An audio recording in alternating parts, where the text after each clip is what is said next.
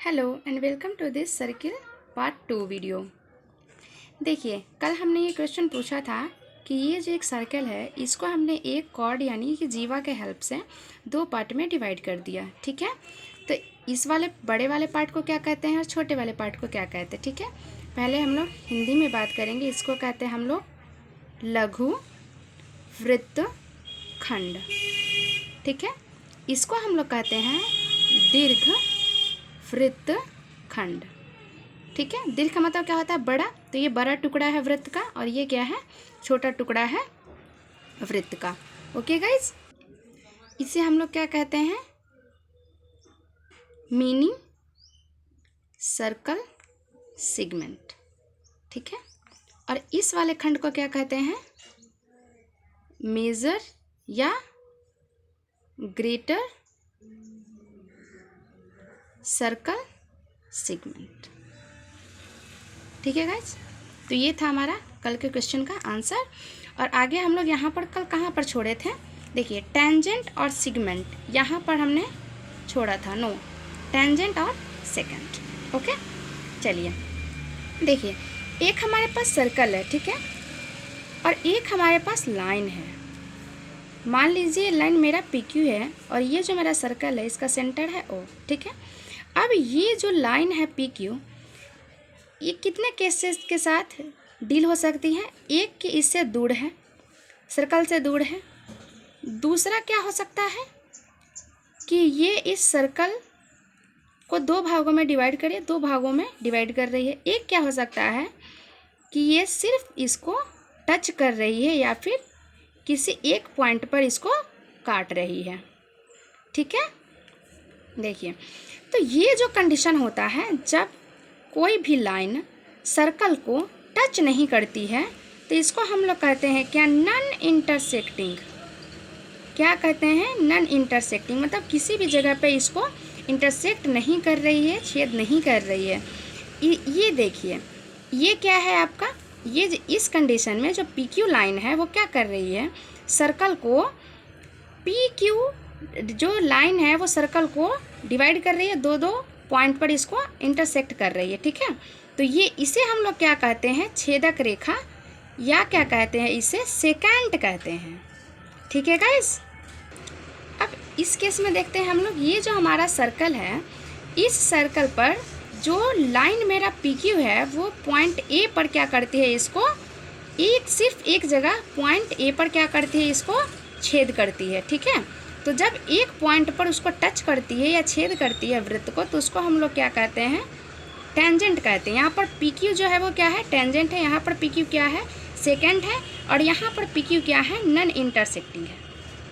ठीक है गाइज, तो ये हमारा सर्कल और जो लाइन है इनके बिहाफ पर ये तीन केसेस आते हैं। ठीक है गाइज, चलिए आगे हम लोग देखते हैं कि सर्कल रेडियन और डिग्री मान से कैसे रिलेट होता है।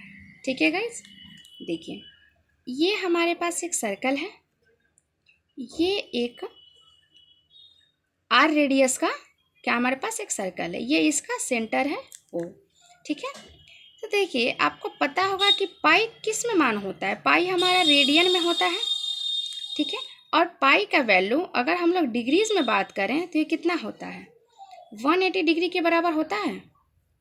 ठीक है, pi radian is equals to 180 degree. ये हमारा किस में वैल्यू है? डिग्री में, और ये क्या है? रेडियन में। ठीक है गाइज, एक बहुत इंटरेस्टिंग क्वेश्चन आता है कि जो सरकमफेरेंस होता है, सरकमफेरेंस सर्कल का, वो 2 पाई R क्यों होता है? ठीक है, जो एरिया होता है वो पाई R स्क्वायर ही क्यों होता है?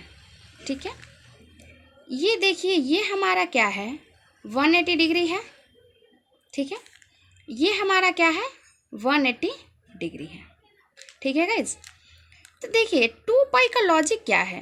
एक पाई का मतलब क्या है? 180 डिग्री। अगर आप एक सर्कल लें, देखिए, अगर हम इसको क्या करते हैं ना, कोऑर्डिनेट पर इसको रखते हैं। ठीक है, ये मान लीजिए कि Y एक्सिस है और ये मान लीजिए कि X एक्सिस है। ठीक है, तो यहाँ से यहाँ ये एंगल कितना होगा? 90 डिग्री। ये 90 डिग्री होगा, ये 90 डिग्री होगा और ये 90 डिग्री होगा, तो 90 डिग्री ये हो जाएगा यहाँ से यहाँ तक। फिर इसमें 90 डिग्री ऐड होगा, तो ये आपका ये वाली लाइन क्या हो जाएगी, 180 डिग्री हो जाएगी। और इसमें हो जाएगा तो ये 270 डिग्री हो जाएगी। और फिर यहाँ पर जब 90 डिग्री ऐड होगा तो क्या हो जाएगा, 360 डिग्री हो जाएगी, है ना। तो इसका मतलब क्या होता है कि जो आर है, आर क्या था, एक पॉइंट से दूसरे पॉइंट के बीच की कांस्टेंट डिस्टेंस, वही आर थी। अब ये जो आर है ना, आर क्या है, एक पॉइंट से दूसरे पॉइंट के बीच की दूरी, और ये जो आर है वो 2 पाई मूवमेंट करती है, ठीक है। कितनी मूवमेंट करती है, 2 पाई। 2 पाई, पाई मीन्स क्या होता है, 180 डिग्री, ठीक है, मीन्स 360 डिग्री। तो वो जो पॉइंट है, एक फिक्स पॉइंट है ये, और ये जिसका कि डिस्टेंस आर है, ये कितना मूव करती है, 360 डिग्री मूव करती है। दैट्स वाई इसका जो सरकमफेरेंस है वो कितना होता है, 2 पाई आर होता है, ठीक है गाइज। इसी तरीके से मैं चाहूँगी कि जो एरिया है वो पाई आर स्क्वायर होता है, ये क्यों होता है, इसे आप लोग कृपया कमेंट बॉक्स में ज़रूर से बताएं। ओके गाइज, तो आगे हम लोग देखते हैं कि सर्कल और टेंजेंट कैसे एक दूसरे से रिलेटेड होते हैं, ठीक है। सेंटर है, ये मान लीजिए कि हमारा टेंजेंट है, इसको एक्सटेंड कर दिया गया है, ठीक है ना, बस और कोई बात नहीं है। रियल में ये टच तो किसी एक पॉइंट पर ही करेगा यहाँ पर, तो जहाँ पर टच कर रहा है वो हमारा क्या हो जाएगा, टचिंग पॉइंट। उसी को हम लोग क्या कहते हैं हिंदी में, स्पर्श बिंदु, ठीक है। और ये हमारा क्या हो जाएगा, टेंजेंट, जिसे हम लोग हिंदी में क्या कह देंगे, स्पर्श रेखा, ठीक है। और ये जो है इसको हम लोग क्या कहते हैं, नॉर्मल। ये रेडियली इनवर्ड भी हो सकता है, आउटवर्ड भी हो सकता है, ठीक है। मीन्स इधर से इधर भी एरो जा सकता है, सेंटर से सरकमफेरेंस की और सरकमफेरेंस से सेंटर की, और दोनों कंडीशन में क्या हो जाएगा, ये नॉर्मल हो जाएगा, ठीक है। चलिए कमेंट बॉक्स में कृपया बताएं कि नॉर्मल को हिंदी में क्या कहते हैं। ओके गाइस, तो ये था हमारा पार्ट 2 सर्कल का। आगे हम लोग नेक्स्ट वीडियो में देखेंगे। Thank you for watching this video. कोई डाउट हो तो कृपया कमेंट बॉक्स में ज़रूर बताएं।